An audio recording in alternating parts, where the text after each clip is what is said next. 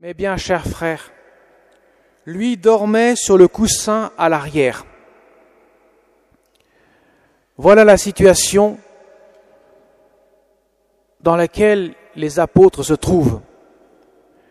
Les disciples sont effrayés de voir que la barque est battue par des vents contraires, par les flots qui menacent de la submerger.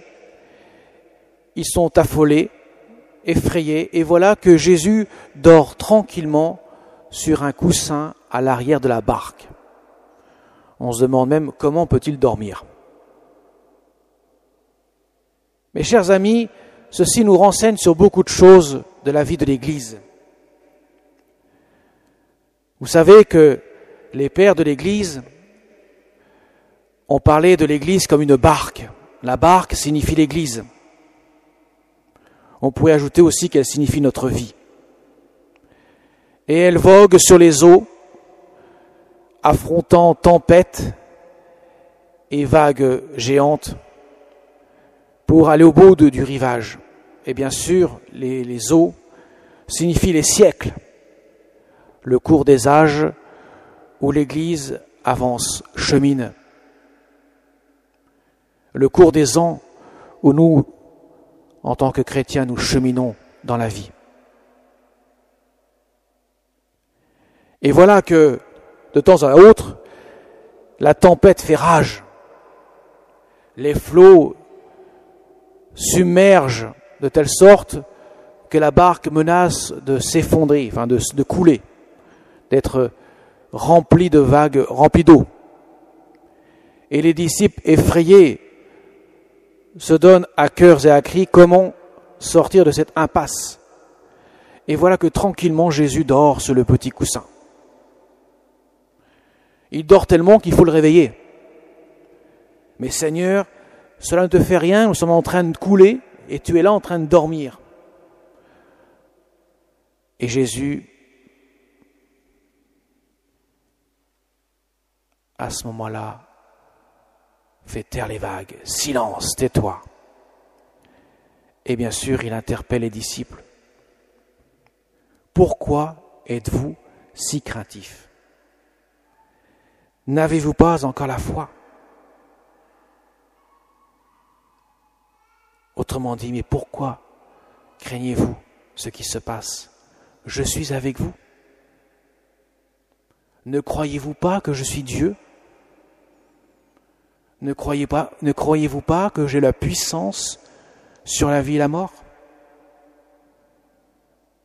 Alors après, eux se disaient, mais qui est-il donc pour commander aux vagues et au vent ?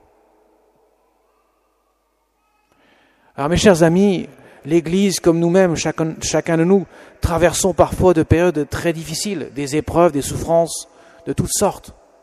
Et on se dit, mais où est-il Dieu ? Que fais-tu ? Où es-tu ? Nous te prions, tu ne réponds pas, tu sembles bien endormi sur un coussin. Eh oui, il est endormi sur un coussin.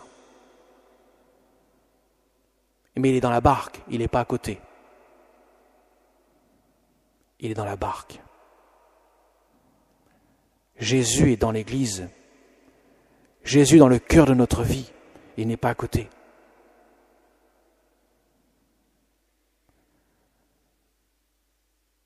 Et il nous dit, pourquoi es-tu craintif ?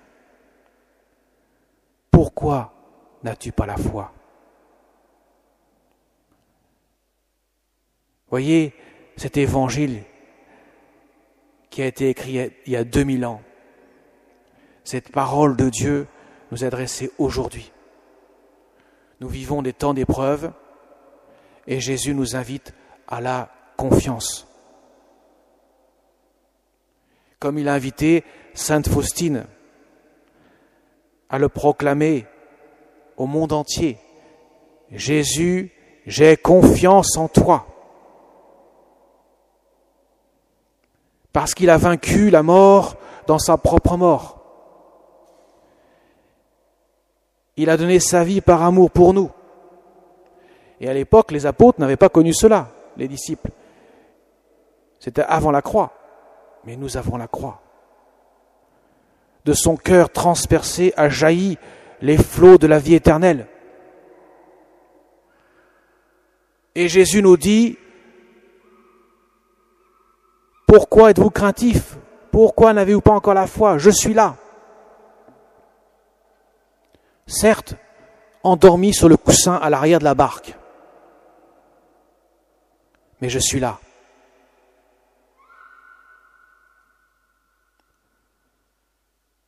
Il veut réveiller notre foi.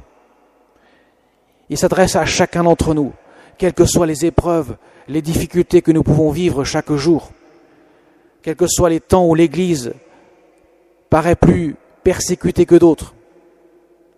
Il est là. Et tous les saints ont vécu cette épreuve du Christ endormi sur le coussin à l'arrière de la barque. Les martyrs, commençons par eux. Ils vont verser leur sang. Ils pourraient dire, mais Seigneur, où es-tu? Je suis dans la mouise. On me persécute parce que je crois en toi, parce que je défends la foi. Et tu n'es pas là? Tu vas me laisser mourir? Ils pourraient dire ça, tous ces martyrs. Non. Ils gardent confiance. Et ils ne verront pas la récompense de leur confiance. Bon, ils la connaîtront dans leur cœur. Ils savent très bien qu'en versant leur sang, donnant leur vie, ils manifestent leur foi, qui devient inébranlable. Mais Jésus ne viendra pas leur enlever le danger. Il les laissera témoigner jusqu'au bout. Voyez, mes chers amis, tant de saints qui ont vécu des épreuves auraient pu crier « Seigneur, où es-tu » ? Certains l'ont fait, bien sûr, avant de cheminer. Parce qu'on n'est pas saint, on le devient. Et c'est dans l'épreuve, lorsque les vagues submergent la barque, que là nous sommes nus devant Dieu. Nous pouvons nous remettre entre ses mains, au contraire, repousser son aide. Quand tout va mal, c'est là que se décident les plus grandes choses. Quand tout va bien, il suffit de se laisser porter. La foi ne me coûte pas. Mais quand je suis au bord du précipice, quand je menace de sombrer, c'est là que Jésus intervient. En quelque sorte, il me dit, pourquoi es-tu craintif? N'as-tu pas encore la foi? Il veut réveiller notre foi. Et notre foi, elle est toujours liée à notre espérance et à notre charité. Nous ne pouvons pas les séparer les unes des autres, ces vertus. La foi ne pourra être ardente que si la charité, elle est grande dans notre cœur, si nous recevons tout l'amour de Jésus pour aimer Dieu et aimer notre prochain comme nous-mêmes, même ceux qui sont loin de nous. Et notre espérance sera le guide qui nous permettra à notre foi d'être ardente, parce que l'espérance est cette certitude que Jésus a vaincu la mort, cette certitude que Dieu me donne la vie éternelle, la résurrection d'entre les morts. Même lorsqu'il n'y a plus d'espoir, l'espérance est là.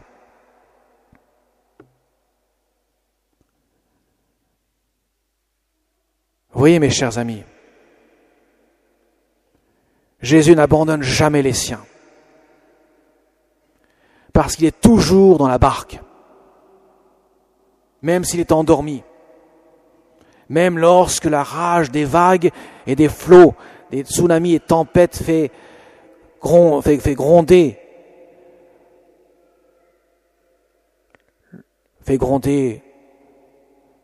le risque de sombrer.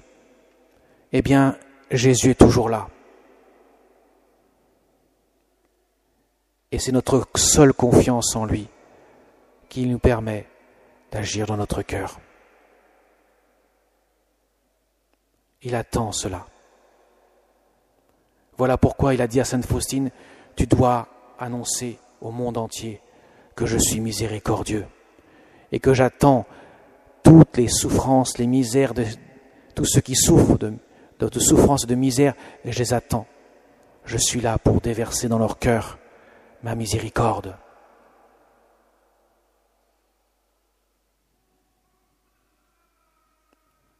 Au pied de la croix.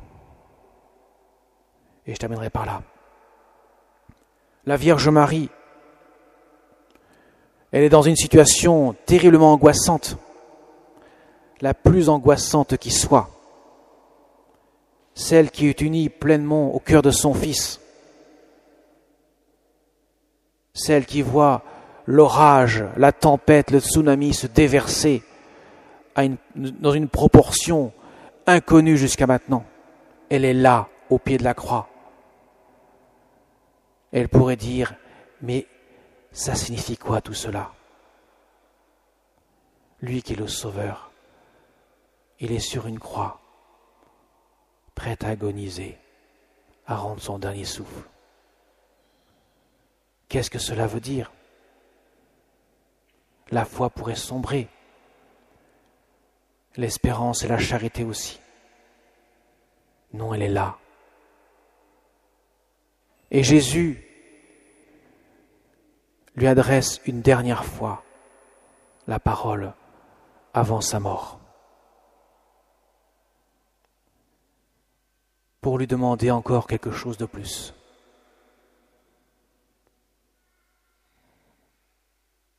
Femme, voici ton fils. Lui demander quelque chose qui paraît insoutenable.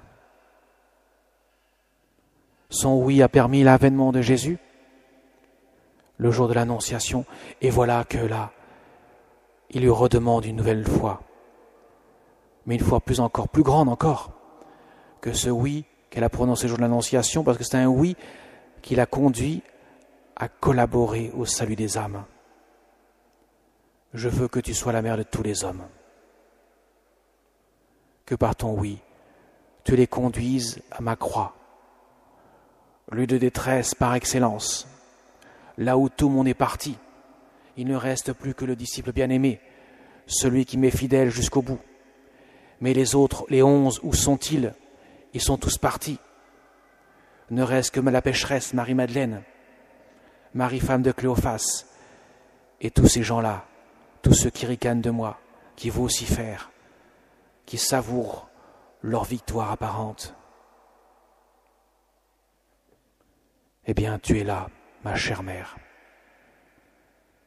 Je veux que tu les conduises à ma croix, que tu leur fasses découvrir dans leur cœur qu'à travers les tempêtes, les vagues submergentes de ce monde, je suis là, sur la croix, endormi. Je suis endormi sur la croix. Dans quelques instants, je serai endormi sur la croix. Et mon cœur sera transpercé et déversera l'eau et le sang. Inondera le monde de ma grâce sanctifiante, donnera naissance à la Sainte Église de Dieu, endormi sur le bois de la croix, comme il est endormi sur le coussin dans la barque. Voyez mes chers amis, c'est pas quand Jésus paraît actif, quand il fait des grands miracles, quand il relève Lazare, le fils de la veuve de Naïm ou la fille de Jaïr, pour les remettre à la vie, qu'il fait les plus grandes choses. Non, c'est sur la croix, lorsqu'il est endormi sur le bois de la croix, lorsqu'il est mort sur la croix, lorsque son cœur est transpercé par le glaive du soldat, d'où sort l'eau et le sang. C'est là que Jésus agit. C'est quand nous sommes submergés par les souffrances, abattus par tant d'épreuves, que quand nous gardons la foi, l'espérance et la charité, là Jésus agit, endormi sur le coussin dans la barque de notre vie. C'est là où on ne l'attend pas que Dieu agit. Rappelez-vous, Élie, après l'histoire du mont Carmel, où il a dû s'enfuir pour échapper à Jézabel, la femme du roi qui en voulait à sa vie. Et voilà qu'il arrive au mont Sinaï, il y a la tempête, il y a le tremblement de terre, il y a tout cela, tous les sbroufs. Et Dieu n'est pas là, seulement dans la brise légère. La brise légère, il est là. Mes chers amis, si vous voulez trouver Dieu dans votre vie, cherchez-le dans votre cœur, dans le silence de votre cœur. Il est endormi sur le coussin dans la barque. Faites-lui confiance. Comme la Vierge Marie est restée digne, pleine de confiance au pied de la croix. Son cœur uni profond à celui de son Fils, gardant une foi inébranlable, une charité ardente et une espérance sûre. Appuyez-vous sur elle. Elle est notre mère. Elle nous conduit à lui. Amen.